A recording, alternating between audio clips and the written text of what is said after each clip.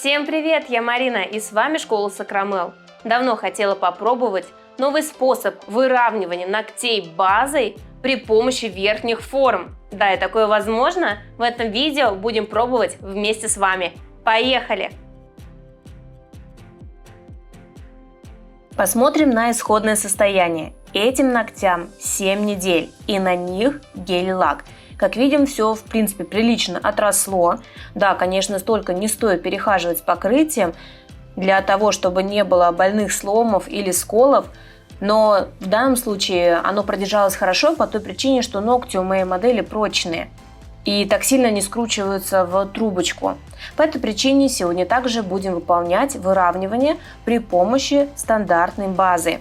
Хотя, конечно, на большую длину лучше выполнять укрепление твердым материалом. Гелем, акригелем, акрилом, для того, чтобы не было эффекта усадки. Во время выполнения коррекции необходимо убрать старое покрытие до тонкой подложки. Ее возможно оставить, если она хорошо проносилась, без отслоек. Ну а если вдруг они появились, то, конечно, их стоит убрать для того, чтобы следующее покрытие не отслоилось за ним. Рекомендую сделать следующим образом. Истончите насадкой покрытие до тонкого слоя, где-то на 80-90%, и затем доработайте это место пилкой. Сразу не снимайте насадкой до натурального ногтя. Конечно же, велика вероятность его повредить, перепилить, истончить, из-за чего впоследствии будет хуже держаться любое покрытие.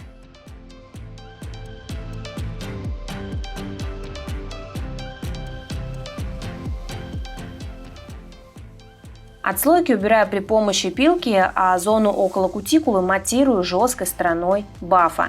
Баф еще приподнимает кутикулу и дополнительно убирает немного птеригия, который стелится на ногтевую пластину, за счет чего проще обрабатывать под кутикулой фрезой. Это один такой из лайфхаков, который я вам рекомендую взять на заметку. В принципе, можно подготавливать ногти и пилочкой 180-240 грит. Тут я обычно смотрю по состоянию ногтей и кутикулы. Если кутикула тонкая или чувствительная, есть вероятность повредить пилкой, то использую баф. Для приподнятия кутикулы работаю насадкой пламя с красной насечкой диаметром 0,21. Особое внимание уделяю боковым сторонам, пазухам, в которых очень спрессованная сухая кожа.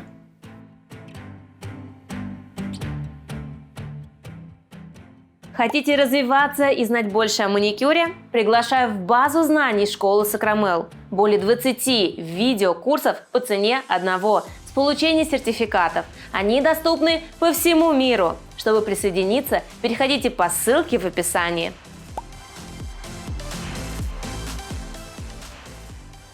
Давайте поговорим с вами о длине. Всегда ли требуется выравнивание базы в таком случае? Если такую большую длину покрыть тонким слоем, то, скорее всего, ногти сломаются по точкам роста, так как не укреплена стрессовая зона. Поэтому, конечно, на длину рекомендуется выравнивание. Укрепление можно делать любым из материалов – базой или твердым материалом. Предварительно мы наносим праймер для улучшения сцепки. Если будете использовать камуфлирующие материалы, то дополнительно наносим тонкий слой из пластичной базы. В моем случае Rubber Base от Imane. Базу необходимо нанести аккуратно, без затеков. База – это словно фундамент нашего покрытия, которое будет отвечать за носибельность. И сегодня для нестандартного случая выравнивания будем использовать верхние формы. Необходимо их подобрать по ширине ногтя. Стараюсь установить максимально близко к кутикуле. Если изгиб кутикулы не совпадает с формой, тогда ее можно подрезать немного. Если все-таки форма не будет повторять изгиб кутикулы, тогда возможны большие затеки. Важно, чтобы верхняя форма закрывала обе боковые стороны, чтобы не было пустот, иначе просто материал не ляжет туда, куда нужно, и останется голенький ноготь, из-за чего также возможны сколы. Теперь берем камуфлирующую базу, в моем случае молочного оттенка с шиммером. Взяла ее специально для того, чтобы вам было видно на камере оттенок, пигмент материала. Но также можно выравнивать при помощи прозрачной базы. Единственное, конечно, новичкам будет сложнее.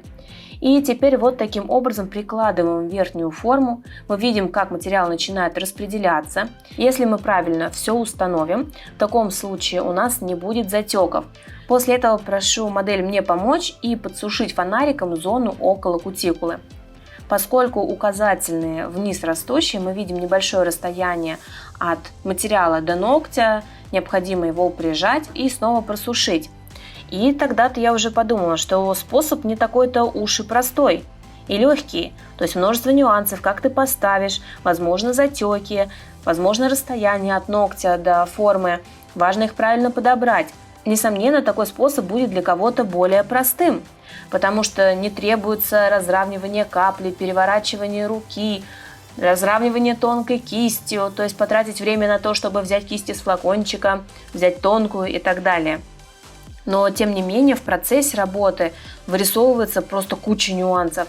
Например, не хватило материала по боковым сторонам. Пришлось его докладывать. Кое-где получились воздушные карманы или какие-то затеки. Несмотря на то, что я мастер с опытом и уверенно работаю верхними формами, все равно есть вот такие погрешности, и их необходимо убрать. Затеки мы выпиливаем насадкой, можно использовать твердосплавную с тонким носиком, керамическую, либо алмазную. То есть получается то время, которое мы сэкономили на выравнивании кистью дополнительной, либо из флакона, мы тратим на опил. Но я хочу вам сказать, весомый плюс такого выравнивания, что ногти получаются другими по архитектуре. Что я имею в виду? Конечно же, это объем. Он гораздо меньше, чем при стандартном выравнивании базой. Особенно когда выполняют выравнивание новички, они берут очень много материала и получаются объемные ногти-плюшки. Сейчас мы с вами видим, что ногти достаточно тонкие, при этом прочные, твердые. Изначально я намеренно не убирала длину для того, чтобы сделать это сейчас. И на этом этапе вырисовывается не только четкость формы, но также укрепляется торец за счет толщины. Можно приподнять и клюющие кончики. Важно тут смотреть, чтобы просох материал. Если он будет чересчур пигментированный, например, ярко-коричнево-розовый, то, возможно, ему не хватит времени просушки и внутри он может остаться сырым. Еще один из плюсов – это экономичный расход материала, что мы выкладываем его небольшое количество и не берем большую каплю для объема.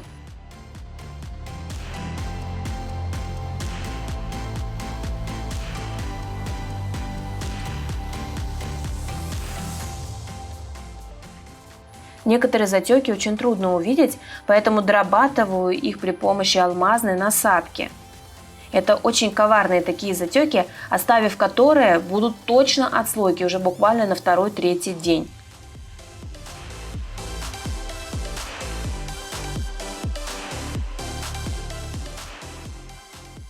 Когда выполняла данный маникюр, думала, что практикующему мастеру, наверное, все-таки быстрее будет выполнить выравнивание базой, либо гелем, и его опилить по поверхности для получения такой же архитектуры и тонких ногтей. То есть сказать однозначно, для кого именно из мастеров предназначена эта техника, я не могу. То есть для новичков вроде бы да, но с другой стороны будут затеки и нужно быть очень внимательным, а новички зачастую не видят эти затеки. Для опытных мастеров быстрее выполнить выравнивание базы из флакона. Сомнительная процедура, но, возможно, вам кажется по-другому. Вдруг вы пробовали такой способ, пожалуйста, напишите в комментариях и дайте знать, что об этом думаете вы, как считаете, приживется ли такая техника. Ну а тем временем мы выпиливаем изнаночки и совсем немного натурального ногтя для того, чтобы была небольшая толщина на торце.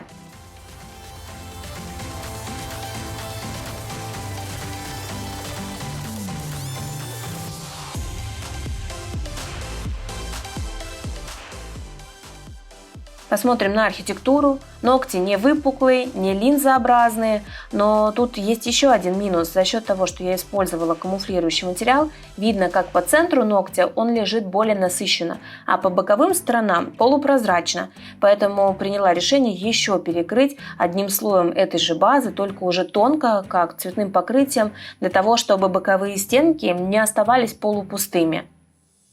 Опять же, это дополнительная трата времени. Ну, конечно, можно было и цветом покрыть. И теперь выполним дизайн. У меня вот такая жидкая слюда от имени, очень плотная, и выполняю ей линии абстрактные. Сейчас они очень популярны. Выглядят ненавязчиво, но при этом по-праздничному и красиво дополняют этот камуфлирующий гель-лак. Важно, когда выполняете такие линии, не давать большого объема, так как после покрытия топа эти линии будут ощутимы. Поэтому лучше выбирать именно пигментированные цвета, либо блестки, как в моем случае.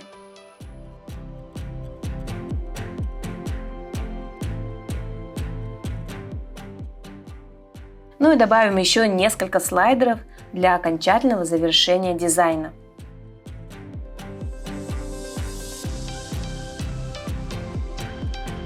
Подписывайтесь в социальных сетях, там вас ждет еще больше полезной информации.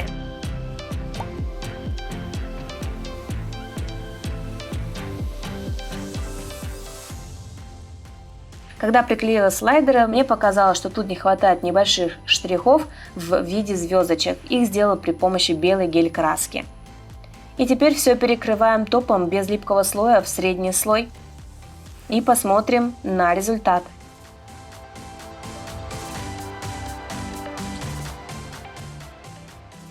Что считаете, имеет ли место быть такой способ выравнивания? Или это трата времени?